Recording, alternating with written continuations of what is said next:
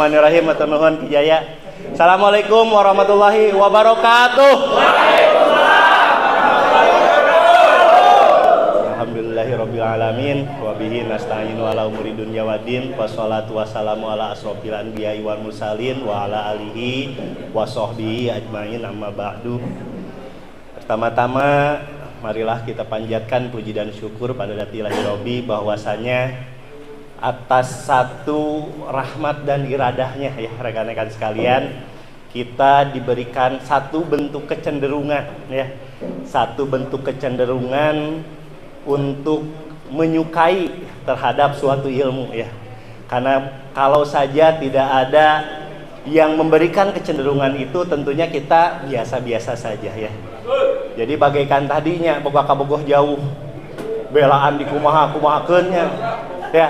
Karena apa? Karena ada kecenderungan ya. Kecenderungan itu apa? Sesuatu yang lebih, suatu perasaan yang lebih terhadap sesuatu. Itulah kecenderungan ya. Kecenderungan juga bisa dikatakan sebagai cinta ya. Makanya orang yang sedang jatuh cinta, dia bisa melakukan apapun demi cintanya. Sama halnya dengan kita ya, karena kita cinta pada ilmu ini rekan-rekan sekalian, walaupun jauh didatangi, walaupun susah dikejar gitu kan, demi apa? Demi cintanya ya. Salawat beserta salam semoga senantiasa terlimpah curah pada junjungan kita Nabi Allah Muhammad sallallahu alaihi wasallam, seorang pencerah ya, seorang yang telah memberikan suri tauladan buat kita sekalian sehingga kita bisa mengenal Tuhannya. Karena kalau saja tidak ada sebuah petunjuk hidup rekan-rekan sekalian, tentunya kita akan selalu menjadi orang-orang yang tersesat. Dan mudah-mudahan kita menjadi umatnya ya, kita menjadi umatnya yang mendapatkan syafaat dari Rasulullah Shallallahu Alaihi Wasallam. Amin ya rabbal alamin. Yang terhormat guru kita sekalian, seorang yang sangat luar biasa ya, sangat berperan sekali, bahkan beliau adalah orang yang berjasa buat diri saya. Begitu gitu kan terpuruk ya, begitu suatu saat terpuruk pada waktu itu, sampaikan susu saja tidak terbeli. Ini kebayang, susu kabeli Kang Obay ya. Tapi karena ada sosok seorang guru ya yang menjahit dari sisi jurang kenistaan ya. Edannya dah harita teh sayang bunuh diri atuh ya. Dengan segala problematika hidup gitu kan, dengan segala masalah yang bertubi-tubi, sampai pada satu saat hopeless, anjir aing kudu kumaha gitu kan. Tapi karena ada sosok beliau, sosok seorang guru rekan-rekan sekalian, kita sekalian dijahit dari jurang kehinaan ya. Makanya nilai guru itu adalah nilai yang utama rekan-rekan sekalian, karena dengan guru kita bisa ya, karena dengan guru kita mau, dan karena guru kita mampu. Makanya rekan-rekan sekalian, adab di atas ilmu ya. Tepuk tangan buat guru kita sekalian, Ang Edi Suwandi. Yang terhormat juga Ketua Tikor ya, Ketua Tikor Dangyang Agung Hodam, Amang Kos-Kosasih yang luar biasa ya. Tepuk tangan buat beliau. Yang terhormat juga Ang Rasang ya, seorang yang sungguh fenomenal ya, pebisnis ulung ya. Jadi Rasang mah teu kaur-kaur bisnis teh, ayo segala rupa bisnis gitu. Ngan baheula mah bejana bangkrut. Tapi begitu mendalami ilmu ini rekan-rekan sekalian, begitu patuh, komiten dan koordinasi pada ilmu ini melalui sosok guru gitu kan, kehidupannya sangat luar biasa. Dialah Ang Yogi Trimurtiadi. Dan tentunya yang terhormat dan yang kami banggakan juga rekan-rekan para peserta seminar ini, yang atas tadi ya rekan-rekan sekalian, atas satu kecenderungan hati yang lebih, sehingga bisa mengorbankan apapun yang terjadi, sehingga bisa meninggalkan apapun yang sedang dihadapinya demi cintanya ya. Jadi kekuatan cinta itu luar biasa ya, the power of love ya. Jadi cinta yang baik itu dia ciri orang yang jatuh cinta ya. Satu, orang yang jatuh cinta dia berani untuk meninggalkan logika ya. Tikotok rasa coklat,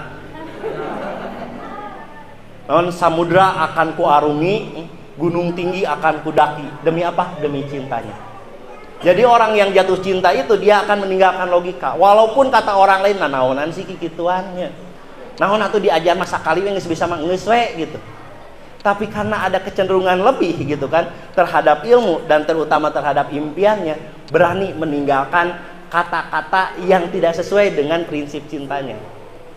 Kemudian yang kedua, orang yang jatuh cinta itu selalu agul. Ya. Orang yang jatuh cinta itu selalu agul, di kamana-mana sok diomong-omong. Ya. Ini tadi tuh ngomongkeun nu dicintaina, ini tadi ngomongkeun nu dicintaina, ceuk batur mah, ya ceuk batur mah goreng da eta teh, da ceuk manehna mah alus atuh. Ciri orang yang lagi jatuh cinta. Ya. Kemudian apa lagi ciri orang yang jatuh cinta itu? Dia mempunyai tanggung jawab yang lebih, rekan-rekan sekalian. Nah, makanya kita salurkan rasa cinta ini sebuah anugerah ya. Sebuah anugerah dari Allah Subhanahu wa taala itu bahwa kita memiliki yang namanya rasa cinta. Ya. Disalurkan pada apa? Kita salurkan pada impian kita, ya. Biarlah gitu kan, biarlah cinta kita terhadap impian ini yang menjawab setiap tantangan. Karena dengan cinta ya, apapun yang terjadi demi impian itu pasti kita akan kejar. Itu adalah kekuatan yang namanya cinta, ya. Baik, pada kesempatan ini kita akan sama-sama sharing rekan-rekan sekalian terkait dengan gangguan metabolisme. Ya. Gangguan metabolisme itu naon cenah Mang Kakak? Tahu ya pokoknya namanya. Ya. Jadi dalam tubuh kita ini rekan-rekan sekalian ada sebuah mekanisme ya. Ada sebuah mekanisme di mana makanan yang kita makan, kemudian nutrisi yang ada dalam tubuh kita ini dirubah menjadi energi. Nah, namanya itu adalah metabolisme. Jadi memecah dan membentuk ya. Memecah makanan yang ini yang kita makan menjadi partikel-partikel kecil yang bisa diserap oleh sel. Kemudian gitu kan, makanan tadi yang menjadi berubah menjadi nutrisi ini digunakan oleh tubuh menjadi sumber energi. Ya, itu adalah yang namanya metabolisme. Nah, kemarin kita sudah membahas metabolisme karbohidrat ya. Bagaimana karbohidrat ini dirubah menjadi glukosa sehingga ini bisa dimanfaatkan oleh tubuh untuk bergerak, untuk menjadi tenaga. Nah, pada kesempatan ini kita akan belajar juga, akan sharing sama-sama terkait dengan metabolisme yang kedua, itu adalah metabolisme dari protein. Ya. Kalau sumber protein ada apa aja? Protein, daging, telur, kacang-kacangan, tempe, tahu, naon deui? Peuteui mah bau. Ya. Jadi protein itu ada dua ya, sumber protein itu ada dua, ada hewani dan ada nabati ya. Kalau hewani berasal dari hewan, sesuatu yang bernyawa. Ada tiasa tinu lauknya. Biasa oge tinu daging, biasa oge tinu daging hayam, daging sapi, daging onta, belut gitu kan. Itu adalah zat protein hewani. Ada juga yang disebut dengan protein nabati. Nah, protein nabati itu adalah olahan dari kacang-kacangan seperti tahu dan tempe. Nah, dalam diri kita rekan-rekan sekalian, ya, makanan yang kita serap itu tadi disebutkan bahwa makanan itu akan dirubahnya. Makanan itu tidak langsung begitu kita makan tempe nu diserap, tidak ya. Tapi dirubah dulu melalui sebuah mekanisme kimiawi. Anu ieu na hayang diagengan. Sayeuna tah. Diklik. Nah, yang ini. Oke, pencet. Dur. Nah, ada yang dikenal ya, dikenal bahkan ini sudah menjadi hal yang lumrah ya, yaitu dengan asam urat. Ya. Sangat banyak sekali rekan-rekan sekalian yang berkaitan dengan PJL kita menderita asam uratnya tinggi. Namun kadang-kadang jadi gimana ya? Menjadi sebuah mitos bahkan gitu kan, bahwa orang yang asam urat hese dahar. Ya. Dan ngadahar itu sieun asam urat cenah. Ngadahar ieu sieun asam urat. Tungtung nama bukannya dia cepat pulih karena banyak takut yang dihindapinya, makannya jadi sulit, sehingga cenderungnya orang yang kena asam urat itu tidak makan apa-apa. Nah, karena apa? Keterbatasan pengetahuan terkait dengan si asam urat tadi. Makanya sebagai para terapis profesional nih, para terapis profesional harus tahu ya mekanisme terjadinya asam urat. Naon? Satu, biar kita bisa memberikan edukasi yang positif ya bagi PJL kita. Karena tanpa disadari rekan-rekan sekalian, begitu kita kontak dengan PJL, kita itu adalah menjadi seorang edukator ya. Menjadi seorang edukator, penyampai pesan ilmu ya, penyampai pesan ilmu.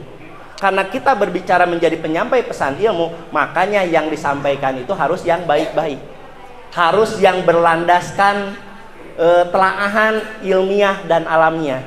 Karena apabila yang disampaikannya itu tidak jelas, atau yang sekarang sedang ngetrennya itu adalah hoax ya, disampaikan ternyata tidak tepat, diserap oleh orangnya juga tidak tepat lagi, disampaikan ke orang lain tidak tepat lagi, kebayang dosa orang panjang ya. Tapi lamun ayeuna kita menyampaikannya tepat, diterimanya juga tepat, disampaikannya juga tepat, maka itu akan bertambah-tambah nilai keberkahannya. Nah, itu salah satunya mengapa tadi disebutkan oleh MC bahwa Gusmus Raksa Jasad ini tidak hanya kompeten ya, tidak hanya berbasis kompetensi, tapi juga berbasis dimensi. Karena ada satu pesan yang bisa disampaikan buat orang lain yang itu bisa bermanfaat ya. Karena ada 3 hal yang akan sifatnya langgeng. Walaupun kita meninggal, 3 hal itu akan terus ngalir. Yang pertama itu adalah ilmu yang bermanfaat ya. Ilmu nu bermanfaat.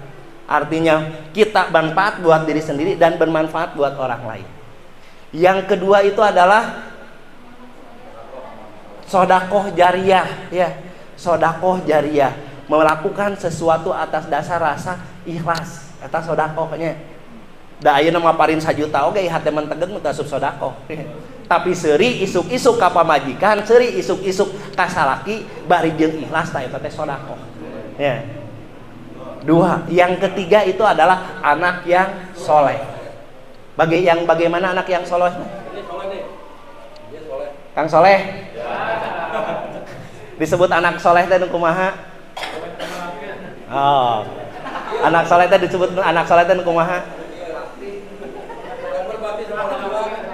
Anu nurut ka guruna wa nya dan nyahona urang kudu berbakti ka guru ka eta teh ka kolot teh ceuk sacing ceuk guru nya ceuk guru dalam mun teu dibejaan mamanya ho nya ya berarti anak soleh teh adalah orang yang patuh terhadap gurunya sehingga dia tahu bahwa dia itu harus berbakti pada orang tuanya ya. 3 hal yang sekarang sedang kita jalani. Makanya pantesan atuh ari kitu mah Gusmus Raksa Jasad teh adalah terapi yang berbasis dimensi. Kita bagian A ngupasna ya. Nah, kita akan lanjutkan terkait dengan asam urat. Bahasa gayanya itu adalah hiperurik acid ya. Hiper itu adalah lebih, urik itu adalah urat ya. Asid itu asam. Jadi keadaan di mana asam urat seseorang berlebih ya.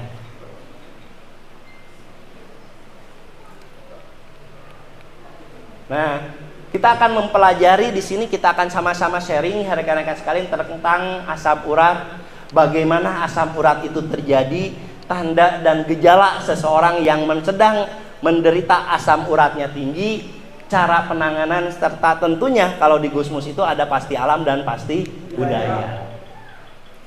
Nah, asam urat rekan-rekan sekalian, ternyata asam urat ini adalah hasil akhir dari metabolisme yang namanya purin ya, hasil akhir dari metabolisme yang namanya purin yang berawal dari nukleoprotein ya. Jadi protein heula dipecah-pecah, inti selnya jadi disebut dengan nukleoprotein.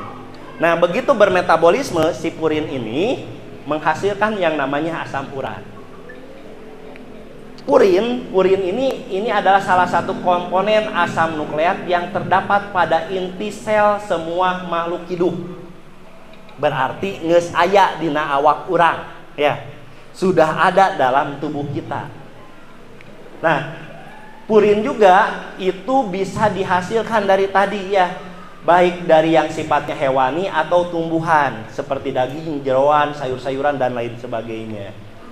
Nah, purin ini bisa dihasilkan dari proses peleburan sel yang terjadi baik secara normal ataupun tidak normal.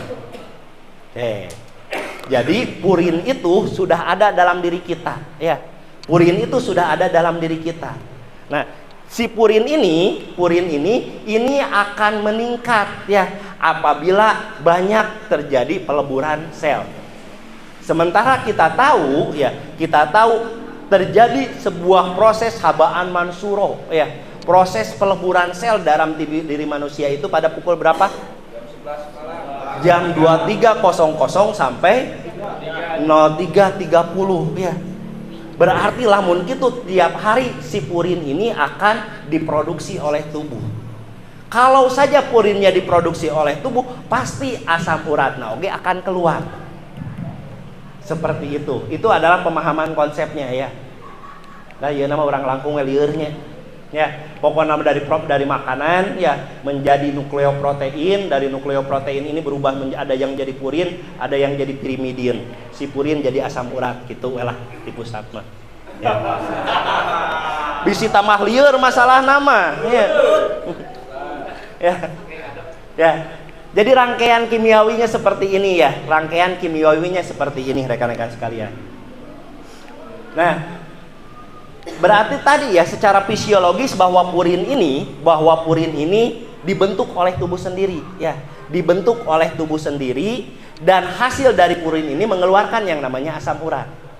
Pada kondisi normal ini sangat penting untuk mengatur pertumbuhan sel. Karena dia bisa menyediakan energi. Jadi begitu penting yang namanya purin itu ternyata ya. Asam urat itu penting untuk apa? Untuk pertumbuhan sel. Ya. Tetapi apabila jumlahnya terlalu berlebih, ya. Apabila jumlahnya terlalu berlebih, nah ini bisa mengakibatkan masalah. Ya. Kalau sesuatu yang berlebih itu bisa menyebabkan masalah.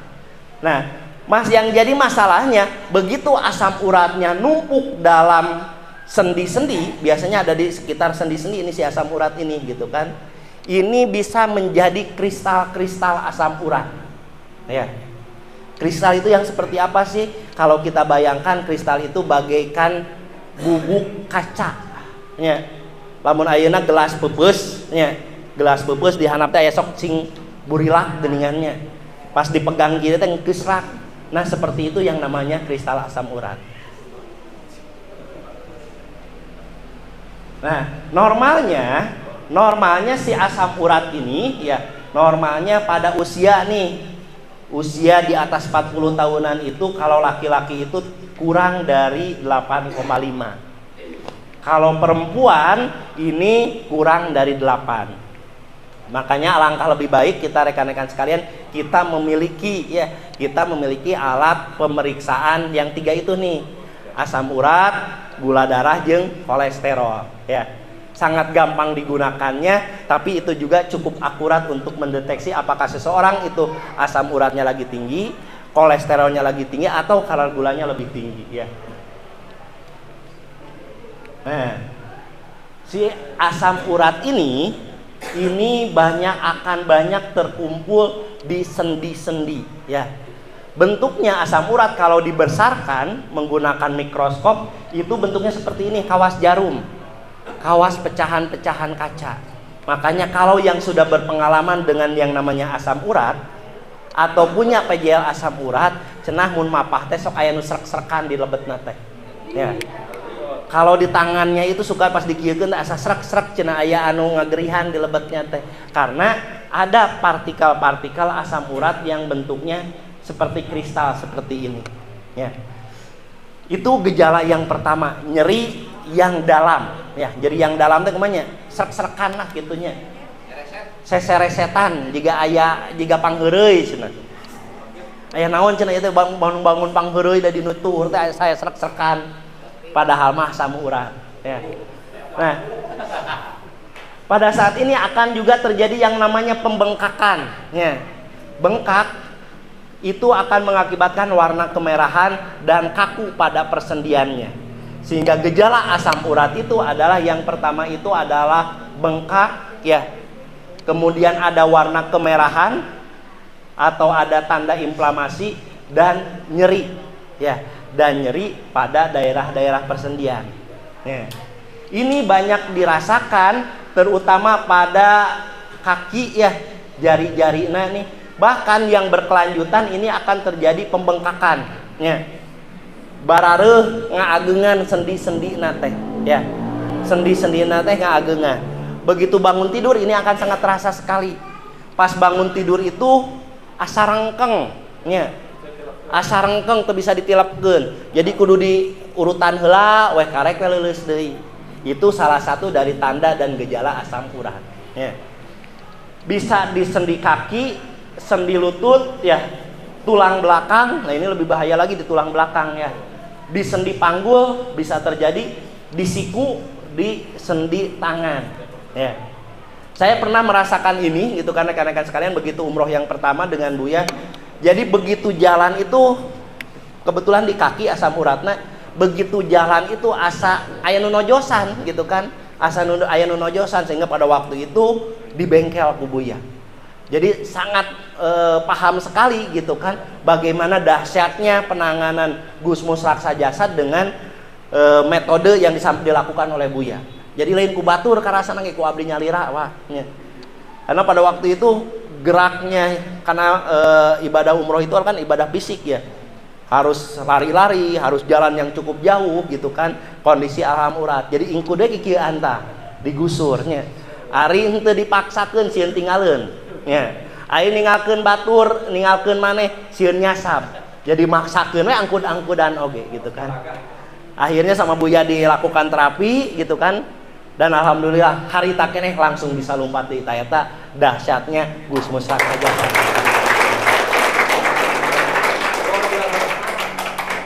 Nah, kondisi dari asam urat tinggi ini terjadi akibat, ya, terjadi akibat tadi yang ada dua organ penting yang mengakibatkan bisa terjadinya peningkatan asam urat.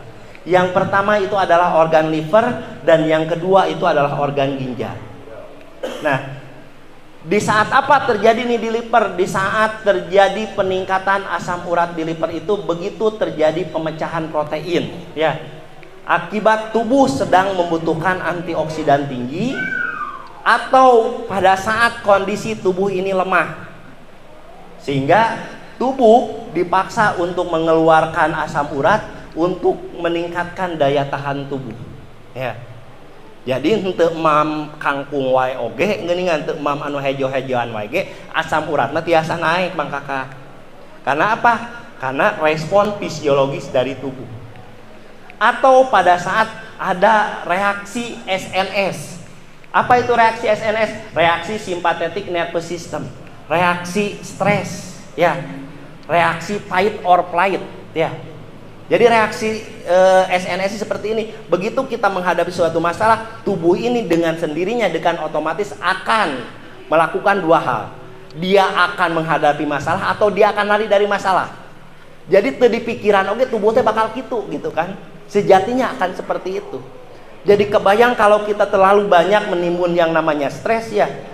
Terlalu banyak menimbun stres, terlalu banyak menimbun yang namanya masalah, terlalu banyak menimbun namanya kekesalan, kesedihan dan lain sebagainya, itu produksi asam urat akan terus tinggi di kita, ya. Karena tubuh secara sendirinya, secara otomatis itu akan mengeluarkan yang namanya asam urat atau pada kondisi ginjalnya lemah. Non pareum ki. Aluh laptopna pareum. Nih. Jadi satu itu adalah posisinya liver, ya. Begitu liver ini melakukan pemecahan protein, maka purinnya akan tinggi, otomatis asam urat itu juga akan tinggi, ya. Nah, purinnya tinggi dan asam urat tinggi itu pada saat tubuh membutuhkan antioksidan tinggi, pada saat tubuh membutuhkan proses pemulihan, dan yang ketiga pada saat tubuh sedang berada dalam kondisi stres, ini akan terjadi peningkatan produksi dari asam urat. Dan yang kedua itu adalah masalahnya di ginjal, ya. Karena asam urat ini akan dikeluarkan secara normalnya itu adalah melalui ginjal sehingga menjadi urin, ya. Urat urin jauhnya, urik urin, kan gitu, seperti itu. Nah, pada saat ginjalnya lemah, dia tidak bisa melakukan filtrasi terhadap yang namanya si asam urat karena tadi bentuknya kristal. Sehingga yang harusnya itu dirubah menjadi air kencing, menjadi urin, ini malah kembali lagi ke sirkulasi darah. Dia menetaplah yang namanya di sendi-sendi. Mantaknya jadi bareuhnya, jadi bengkak, jadi kemerahan, dan begitu digerakkan itu akan sakit yang sangat. Nah, asam urat ini kalau seperti itu rekan-rekan sekalian, kondisi asam urat ini dibagi oleh dua.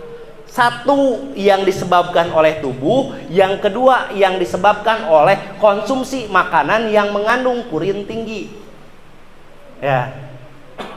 Sekarang Kang Ruslan, kalau saja kita tidak makan jeroan, tidak makan hejo-hejoan, dengan penjelasan tadi asam urat bisa naik mah? Bisanya. Bisa.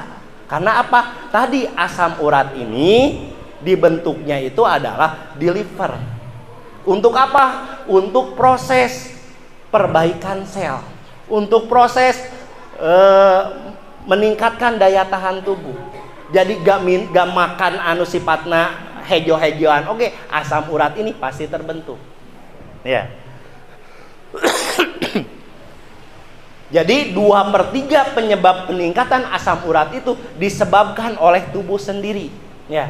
2/3 asam urat diakibatkan oleh tubuhnya sendiri, dan hanya 1/3 yang diakibatkan dari makanan, ya. Hanya 1/3-nya, hanya 30%-nya dari makanan. Nah, makanya setelah mendapatkan pemahaman seperti ini rekan-rekan sekalian, kita sebagai terapis yang profesional harus kembali lagi pada 4 pola, ya. Apa penyebab asam urat? Ayeuna mah lain kangkung berarti. Ya. Kan sok nyalahkeun wae ningan gara-gara ngadahar kangkung cenah. Kamari cenah ngadahar kacang jadi wae ingkud. Ya. Kan kadang-kadang jadi dipersalahkan sesuatu yang baik, ya. Sesuatu yang Allah ciptakan untuk kebaikan manusia, karena pemahaman kita yang kurang akhirnya dipersalahkeun. Amak kue kacang. Nah. Gara-gara kamari nyate tajeng si anu cenah. Puguh batur teh bager nya nganteran sate. Gara-gara ku toge cenah. Ya. Padahal mah lain toge-toge teuing, lain kangkung-kangkung teuing, lain sate-sate teuing. Yang menjadikan dirinya itu menderita asam uratnya meningkat. Yaitu yang paling pertama itu adalah pola pikir. Pola pikir. Banyak rekan-rekan sekalian, ya, saya kalau sehari-hari di puskesmas banyak menemukan terutama ibu-ibu, ya. Ibu-ibu di atas 40 tahun memasuki menopause, ya, pra-menopause dan menopause, itu hormonnya tidak stabil, ya. Itu cenderung akan lebih produksi asam uratnya tinggi, ya. Sehingga sering ngeluhnya itu, Pak Mantri abdi teh kedah nuang naon. Nuang itu lain, nuang ieu sieun, tungtung nate jeung uyah wae sieun darah tinggi. So. Ya. Kebayang kalau kita tidak memberi penjelasan yang jelas, yang utuh pada masyarakat, ya. Kita akan tersesat selamanya. Makanya jadilah rekan-rekan sekalian jadi pemantul terang. Dengan cara apa? Menyampaikan ilmu dengan benar, ya. Dah mak sabenerna mah lain tinu daun sampe teuing. Lamun emak na juwet, lamun emak na keur aya kakesel, tah asam urat sok naik. Nya cenah Pak Mantri eta teh. Kitu pisan emak teh keur aya kakesel kawas kieu. Ya, keur pusing, keur aya kapusing, aya kakesel, aya kacape, asam urat itu akan naik. Ya, produksinya akan berlimpah dibanding dengan kondisi normal. Ya. Jadi 4 akar masalah yang ada di Gusmus itu adalah jawaban dari semua masalah yang terjadi pada tubuh manusia. Ya. Yang pertama itu adalah pola pikir. Ketidaksesuaian antara harapan dan kenyataan. Ya. Nungguan impian, ya, can jadi wae, jadi wae asam urat. Ya. Nungguan masalah hutang can anggeus wae, jadi wae asam urat. Ya. Makanya apa yang harus kita lakukan pada saat seperti itu? Kita harus menggunakan yang namanya releasing teknik, emotional releasing teknik. Emotional releasing teknik, atau cek bahasa Buya nama lepaskan diri dari belenggu masa lalu.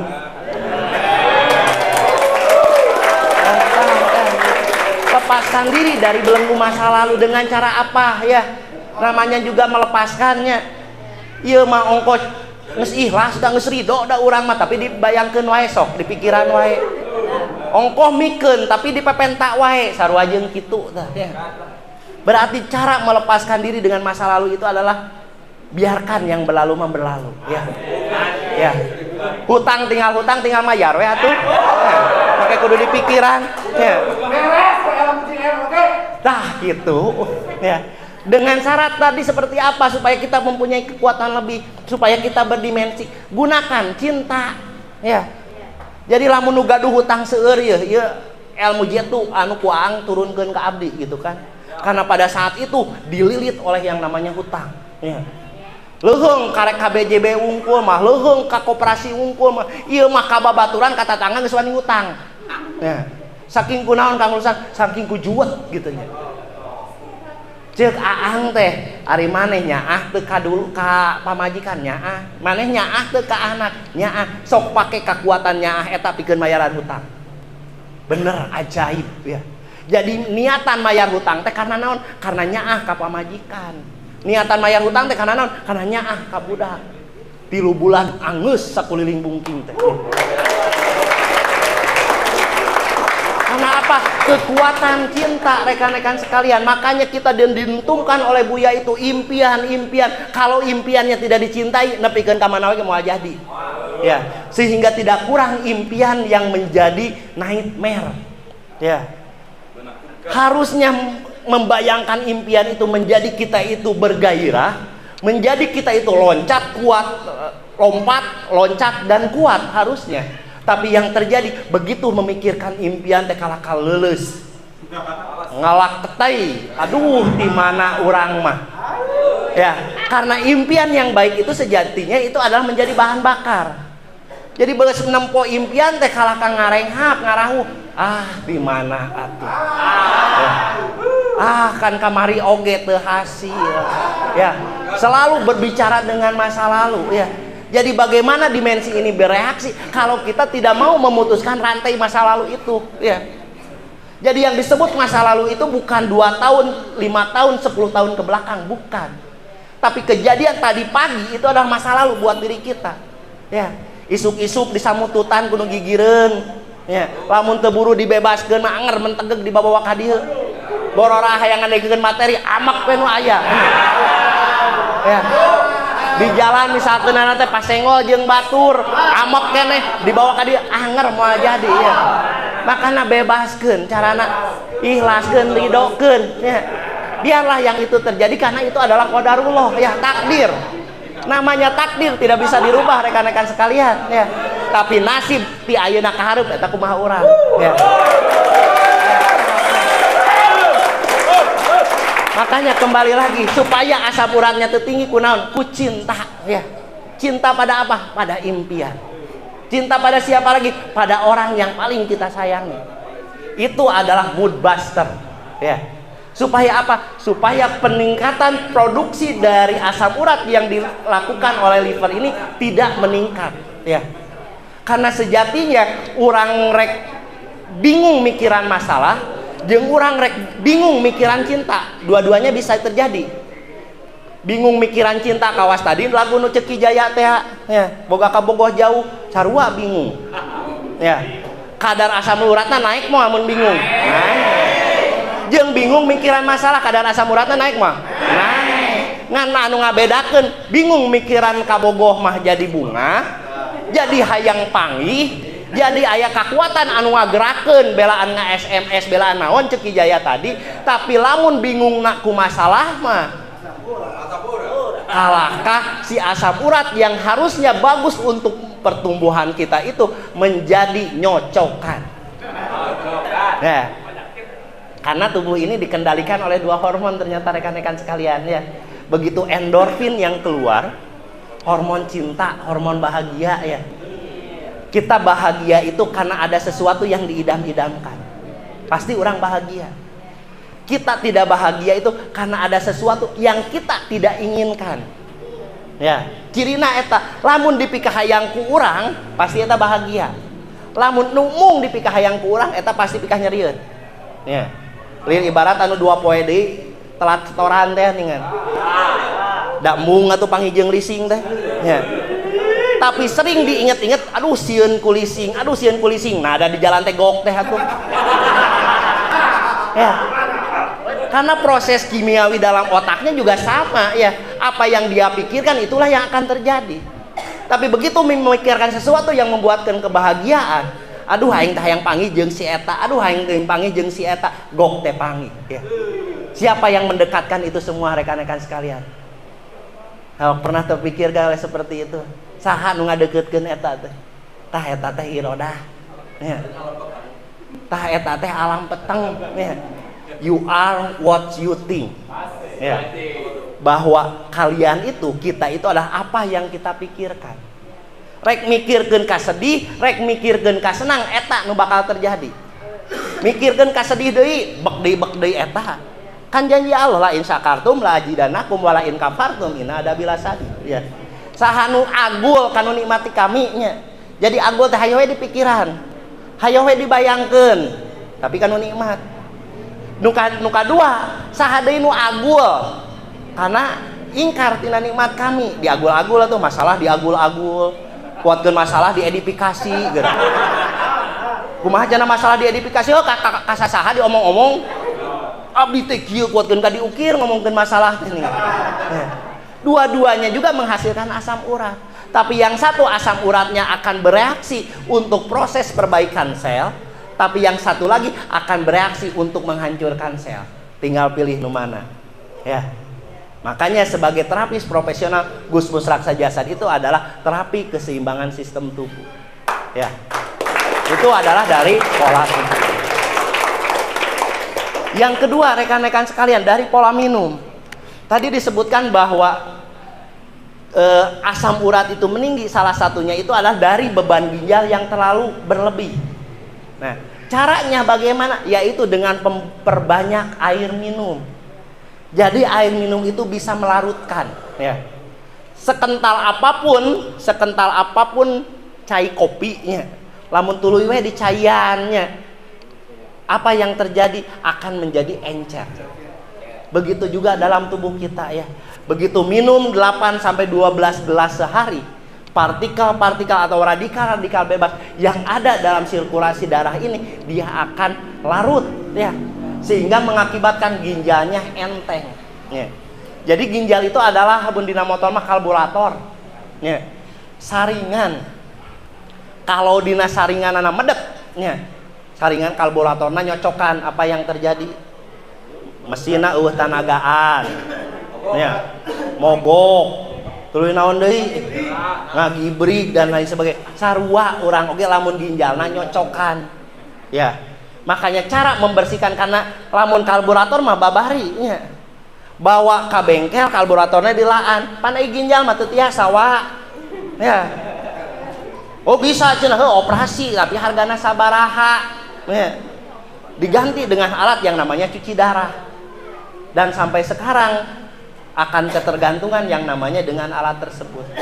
Makanya sebelum ginjalnya rusak, jaga tubuh ini dengan cara pola minum yang baik, air putih ataupun air teh ya, 8 sampai 12 gelas sehari ya, supaya naon ginjalna enteng. Tah eta wujud urang syukuran kana ginjal ya. Wujud kita bersyukur itu adalah dengan memberikan sesuatu yang layak buat dirinya. Yang ketiga apa? Pola makan ya. Pola makan berarti tadi Zat, karena kita tahu sepertiganya itu adalah dari zat yang mengandung banyak purin, yang terdiri dari tadi ya, daging, jeroan gitu kan. Pada saat itu rada disaalitan, lain ulah ya. Kemudian kalau makanan yang hijau daun itu kenapa bisa menjadikan oksidatif dalam diri kita? Karena cara masaknya yang salah. Ya. Kangkung itu ibu-ibu adalah zat yang sangat baik dan yang paling tinggi kadar zat besinya. Tapi begitu kangkung itu didinginkan, komo masak isuk di dahar sore, ya, akan terjadi oksidasi ya. Kangkung itu kan mimiti nama hejonya. Sok tungguan pengen katis, apa yang terjadi pada kangkung jadi hidup. Nah, itu yang namanya oksidasi seperti itu. Dia berkaitan dengan oksigen yang menjadikan erat ya. Makanya kalau masak yang hijau-hijauan lebih baik itu dikonsumsinya dalam kondisi hangat. Ya. Dadakan, makanya sok aya hot plate ingatnya. Ya. Dadakan ya. Itu akan lebih, jadi masak teh, tapi kan kadang-kadang ibu-ibu mau gah tanggal teh ningannya sapoeun dipasak isuk-isuk ya. Jadi berang eta sore eta penting lapar keneh eta keneh deui mangkaning kangkung nate 2 kilo terus kangkung deui berarti tadi cara pengolahan makanannya. Dan pada saat kondisinya lagi tinggi ya, pada saat kondisi asam uratnya lagi tinggi, makanan seperti itu harus dikurangi dulu ya. Kalau dalam kondisi baik-baik saja boleh, tapi setelahnya minumnya yang banyak ya, minumnya yang banyak.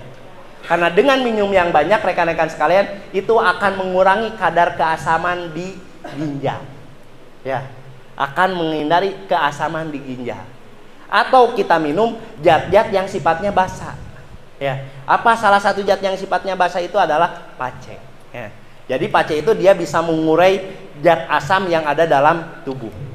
Makanya lamun anu asam lambungnya lagi tinggi, dikasih pace dalam kondisi hangat, kadar asam lambungnya itu bisa seimbang. Jadi bukan menurunkan asam lambung, tapi menyeimbangkan kadar asam. Ya, jadi pace tidak kontraindikasi dengan yang namanya lambung, walaupun asam. Karena sifatnya itu adalah dia akan berubah menjadi basa begitu dicampurkan dengan yang namanya air hangat. Gitu. Jadi aduh, anu mah tiasa tuh dipaparin pace tiasa. Caranya campurkan dengan air hangat baru diminumkan. Itu dapat mengurai yang namanya keasaman pada lambung sehingga lambungnya akan baik-baik saja. Seperti itu. Dan yang keempat rekan-rekan sekalian, kaitan dengan itu adalah pola tidur. Ya, pola tidur. Makanya sekarang para terapis ya, para terapis jangan pinter saja ke orang lain, ada pola makan, pola minum, pola tidur, pola pikirnya. Ayo orang tepuguh ya. Tetap mau kita begadang kek, mau kita tidak begadang, jam dalam tubuh ini akan berjalan. Begitu jam 23.00 sampai 03.30 itu akan terjadi peleburan sel. Tapi urangna bari gadag gidig sok. Peleburan sel tapi urangna gadag gidig. Terjadi peleburan selnya mah, tapi tidak maksimal. Yang mengakibatkan seharusnya bangun tidur itu sudah terganti dengan sel baru, yang kita rasakan itu adalah segar dan bugar. Tapi yang terjadi karena peleburan selnya itu tidak maksimal, yang terjadi gugah bobot teh riget ya. Gugah bobot teh nyeri awak, nyeri cangkeng dan lain sebagainya, karena proses peleburan selnya yang tidak maksimal. Nah, salah satu khasiat balik deh kanu pace ya. Salah satu khasiat pada pace ini bisa mengaktifkan hormon melatonin, hormon tidur. Ya. Makanya yang biasa begadangnya karaos pisan ku abdi Kang Ruslan, saya itu orangnya insomnia ya. Jadi kalau sehari, kalau seminggu dikumulatifkan tidur saya itu moal aya sapeutingeun. Ya. Ting kumaha eta mah gitu ngan istri dituna meureunna. Jadi insomnia baru menjelang subuh gitu kan, atau sholat subuh baru bisa tidur, setengah genep kudu ngesudang deui, da kudu gawe abdi mah gitu. Rekan-rekan mah pan teu kitu kabeh nya, Mang Kakak mah bebas kudang jam 12 juga. Mantakna beruntung ya rekan-rekan yang freedom, abdi mah hayang gitu teh. Ya. Abdi mah hayang belusukan teh, tapi dah hese teu bisa. Ya. Makanya jangan sia-siakan ya. Ceuk nu gawe hayang bebas, ceuk nu bebas hayang digawe cenah mini untung-untung. Pan teu kurangeunnya Kang Lusan, aduh aing bari nengan gawe cenah. Puguh di JMT pagawean, da nganggapna lain gawe keneh atuh. Puguh di JMT hasil da nganggapna teu gajihan keneh wae atuh. Aya nu lain atuh ya. Jadi pola pikir balik lagi ya penyebab asam urat, pola pikir, pola minum, pola makan dan pola tidur seperti itu. Aya nu ditaroskeun sampai sini. Ya. Jadi asam uratnya penting ternyata ya. Asam urat itu penting untuk diri kita. Tapi apabila berlebih itu bisa mengakibatkan masalah. Ya. Makan itu juga baik pada diri kita. Tapi lamun lebih teuing makan, masalah oge. Berarti harus apa? Seimbang. Makanya Gusmus Raksa Jasad itu adalah terapi keseimbangan sistem tubuh. Apapun penyakitnya rekan-rekan sekalian, ya. Yang penting kondisinya seimbang, maka penyakitnya itu akan tiada. Karena yang menyehatkan, yang menguatkan dirinya itu adalah dirinya sendiri. Karena begitu sakit asam urat dikeluarkan, ya. Begitu sakit karbohidrat dipecah, begitu sakit kemudian asam lemak dipecah supaya menjadi energi. Sudah seperti itunya, ya.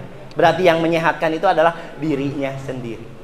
Nah, tugas kita itu adalah sebagai satu edukator, berarti memberikan penjelasan. Yang kedua itu adalah memfasilitasi orang untuk sembuh dengan cara apa? Terapi Gusmus Raksa Jasad. Nah, makanya pada tata laksananya yang pertama itu adalah kenali keluhannya. Jangan lagi kita mencari-cari penyakit karuajeng neangan masalah. Ya. Pun sosialisasi mah Bu di dia anu teu damang teu. Ya. Karena akan kredit atawa nanya ke pasien mah gaduh panyawat naon. Gaduh panyawat asam urat. Ya. Apa yang dia kejar? Berarti asam uratnya itu harus hilang. Berarti kan itu nyambung, ya. Jadi yang harus kita tanyakan, kita harus tahu konsep penyakit, ya. Supaya apa? Supaya kita tahu gangguan organ. Kan sekarang tahu gangguan organ yang mengakibatkan asam urat tinggi itu adalah dari dua organ, liver dan ginjal, ya. Berarti nutrisinya dikaitkan dengan nutrisi untuk penguat liver dan nutrisi untuk penguat ginjal. Ke sana arahnya itu, ya. Kayak yang pertama, gali keluhan utama, ya. Keluhan utama itu apa yang sekarang sangat dia rasakan, ya. Apa yang sekarang sangat dia rasakan. Pada asam urat ini akan sangat terlihat, ya. Apakah nyerinya di kaki, nyerinya di sendi tangan, nyerinya di sendi punggung, sangat terlihat. Tapi untuk yang terlewat, ini sudah tidak jadi lagi masalah. Karena asam urat itu akan membentuk yang namanya benjolan, disebutnya topi. Sok aya ning di dieuna teh tak ngajararna wa. Nu kitu mah geus teu nyeri deui. Ya. Atau di mata kaki kanal hideung. Sanes tapak ieu eta teh geuningannya, tapi asam urat. Ya. Asam urat yang meningkat karena di tubuh ini dia menetap di sana, respon nyerinya sudah terlewat, akhirnya nganelan di mata kaki, di tuur, tah sok aya nu hideung kanal. Ya, tah eta teh bentuk penimbunan asam urat yang sudah lama. Pada saat itu sudah tidak lagi terasa sakit. Ya.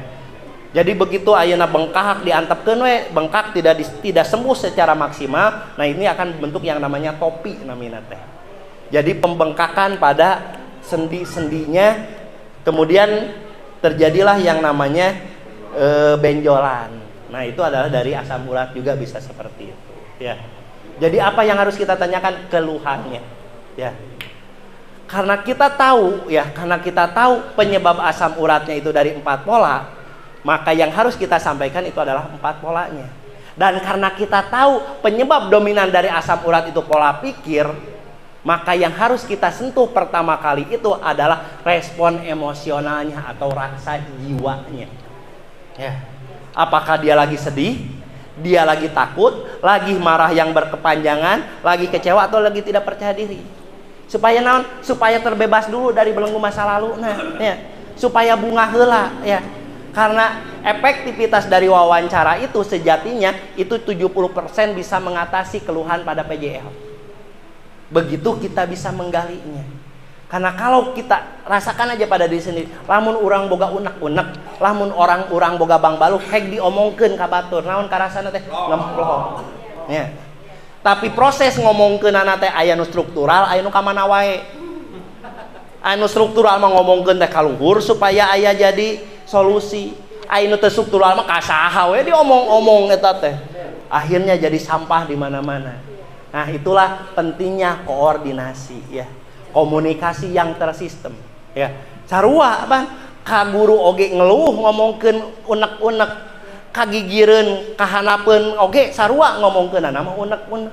Tapi ada yang menjadi pembeda rekan-rekan sekalian. Apa yang menjadi pembedanya? Lamun diomongkeun ka guru bakal menang solusi ya.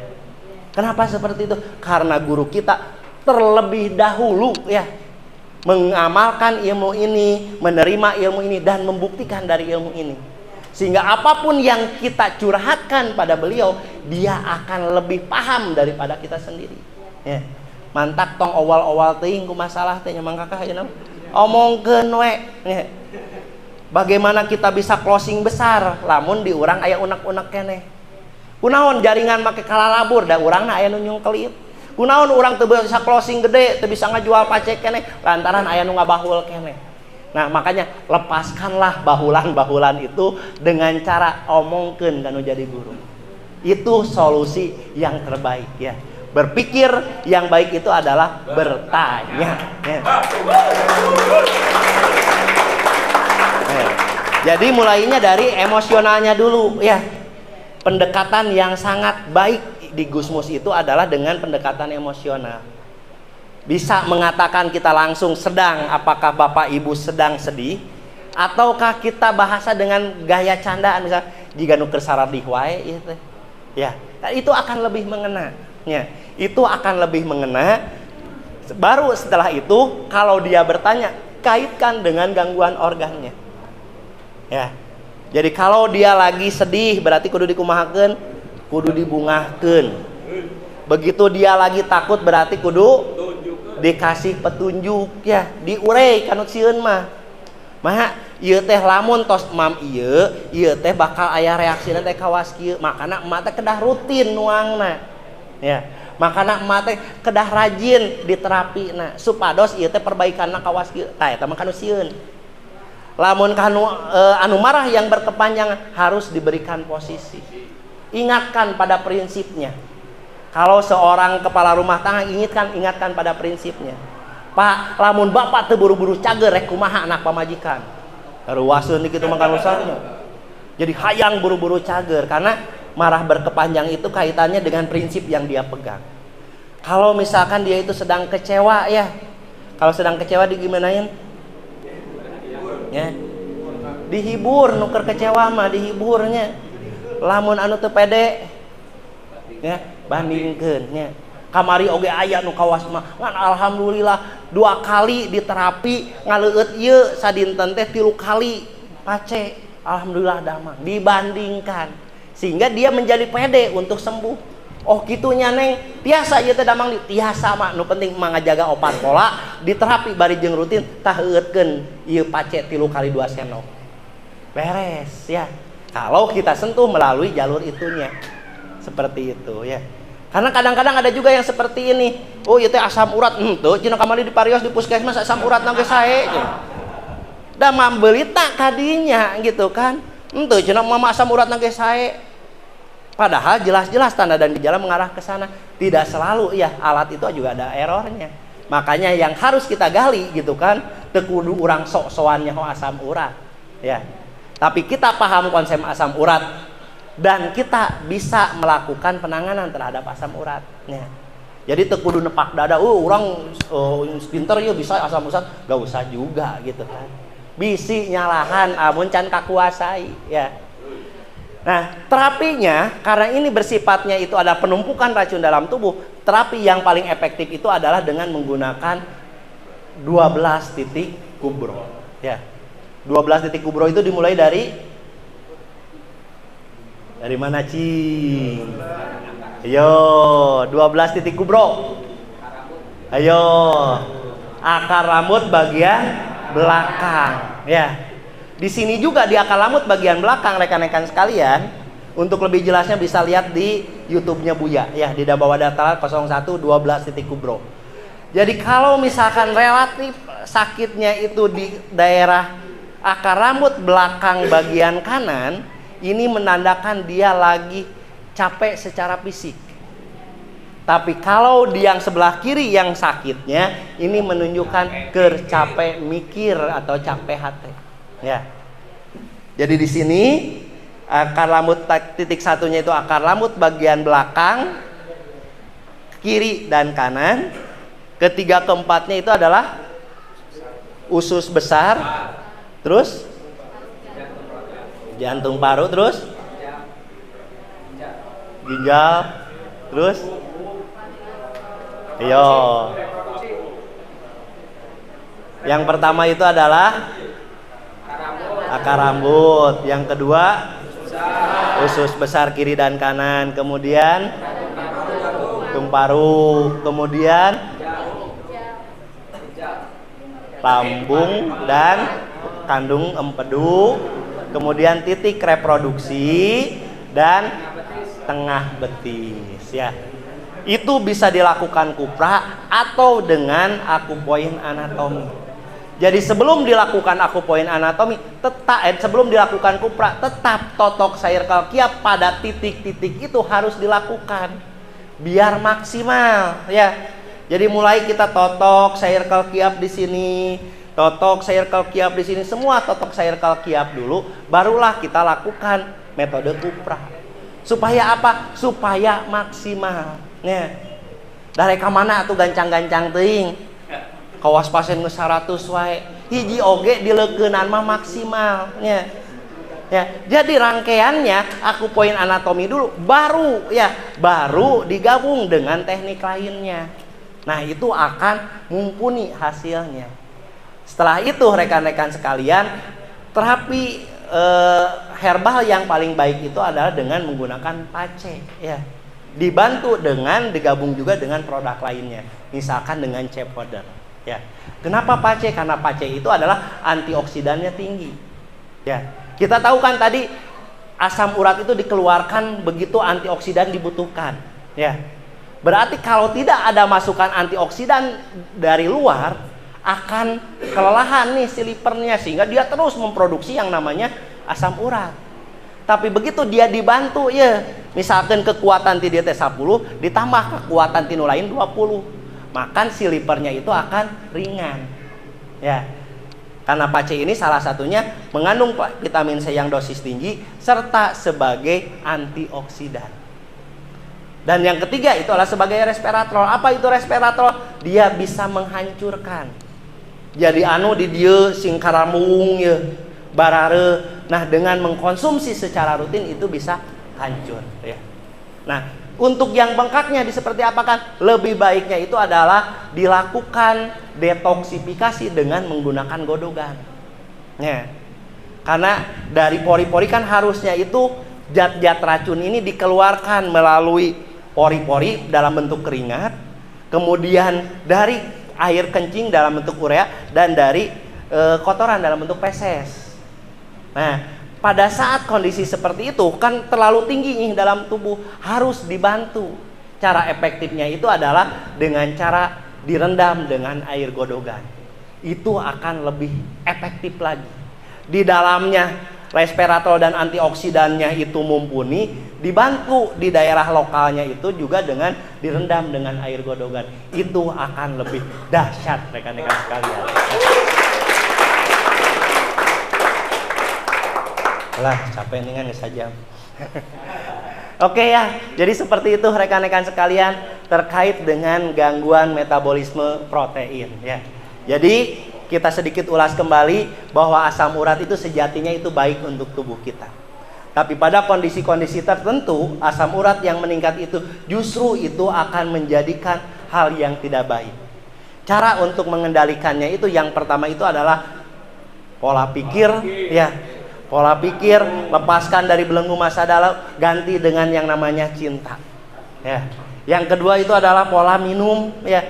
Pola minum secara pasti alami itu adalah 8 sampai 12 gelas secara pasti budayanya pola minum yang baik itu perbanyak kita koordinasi, perbanyak kita tolabul ilmu ya.